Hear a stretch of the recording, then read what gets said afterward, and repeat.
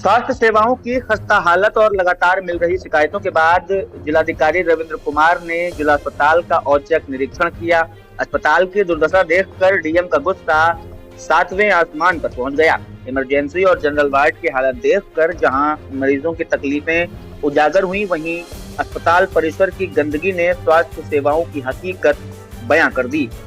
निरीक्षण के दौरान डीएम रविंद्र कुमार ने पाया कि अस्पताल परिसर और वार्डों में हर तरफ गंदगी फैली हुई थी। बिस्तर धूल से भरे थे और कूड़ेदान कचरे से लबालब भरे हुए थे। डीएम ने साफ शब्दों में कहा कि ऐसी स्थिति में मरीज ठीक होने के बजाय और ज्यादा बीमार हो सकते हैं। उन्होंने अस्पताल प्रशासन को कड़ी फटकार लगाई और तत्काल सफाई व्यवस्था सुधारने के आदेश दिए। अस्पताल में फायर सेफ्टी के इंतजामों का निरीक्षण करते भी गंभीर खामियां सामने आई। फायर उपकरण या तो खराब थे या फिर उनकी देखरेख की व्यवस्था नदारद थी। डीएम ने इस पर गहरी चिंता व्यक्त करते हुए कहा कि ऐसे हालात में आपात स्थिति से निपटने के दावे मात्र दिखावा साबित होते हैं। उन्होंने फायर सेफ्टी उपकरणों की नियमित जांच और उचित रखरखाव सुनिश्चित करने के सख्त निर्देश दिए हैं। निरीक्षण के दौरान डीएम ने मरीजों और उनके परिजनों से सीधा संवाद किया। मरीजों ने अस्पताल में दवाओं की कमी, डॉक्टरों की अनुपस्थिति और वार्डों में गंदगी जैसी समस्याओं को खुलकर डीएम के सामने रखा। विशेष करके रोगियों को जो सुविधा होनी चाहिए उसको लेकर और फायर सेफ्टी को लेकर इंस्पेक्शन किया गया है। आपने देखा कि यहाँ फायर होस, CO2 fire extinguisher, dry chemical powder fire extinguisher, जो यहाँ स्मोक डिटेक्टर हैं, जो सेंसर, उसको देखा गया।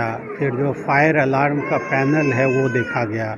जो फायर होस का कैबिनेट है उसको खोल के देखा गया। यहाँ के स्टाफ से पूछा गया कि आग लगेगा तो कैसे करेंगे, तो वो सारा चीज़ पूछा भी गया, एक्सप्लेन भी किया गया। इसके अलावा जो रोगियों को सुविधा मिल रही है, तो आपने देखा कि अल्ट्रासाउंड सेंटर में अल्ट्रासाउंड होता पाया गया। हम लोग इसके बाद हम लोग गए SNCU में, जहाँ की SNCU में न्यू बॉर्न जो बच्चे रहते हैं उनको भर्ती किया जाता है। सारे के सारे बेड फुल हैं। और हम लोग फिर यहाँ पे आए हैं मेडिसिन डिस्ट्रीब्यूशन काउंटर पे, तो पूछा गया तो रोगियों ने बताया कि लगभग जो मेडिसिन लिखा जाता है वो मिल जाता है। हो सकता है कभी कभार कुछ ऐसे मेडिसिन वो नहीं मिलता हो, बट फिलहाल रोगियों द्वारा बताया गया कि जो भी दवाई लिखी जाती है वो मिलती है। इसी तरीके से मोटा मोटी जो साफ़ सफाई की सुविधा भी है वो सही पाई गई। पूछा गया कि कोई एब्सेंट तो नहीं है, बताया गया कि समस्त जो डॉक्टर ड्यूटी पे होने चाहिए थे वो हैं, उपलब्ध हैं, यहाँ ड्यूटी पर हैं।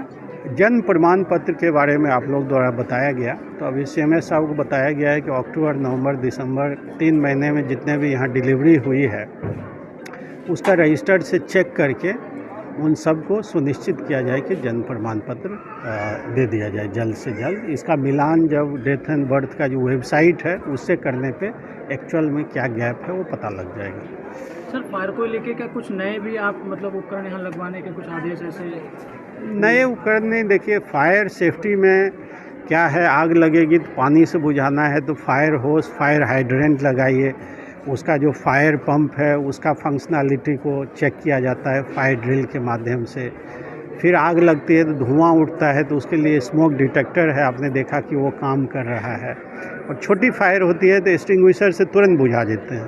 तो इनक्लोज स्पेस के लिए देखिए CO2 फायर एक्सटिंग्विशर था, dry chemical powder fire extinguisher था। तो इम्पॉर्टेंट ये है ये सारा चीज़ फंक्शनल रहे। आपने देखा कि फायर एक्सटिंग्विशर में हमने प्रेशर चेक किया, वो ग्रीन जोन में रहना चाहिए, और उसका रेन्यूअल डेट चेक किया।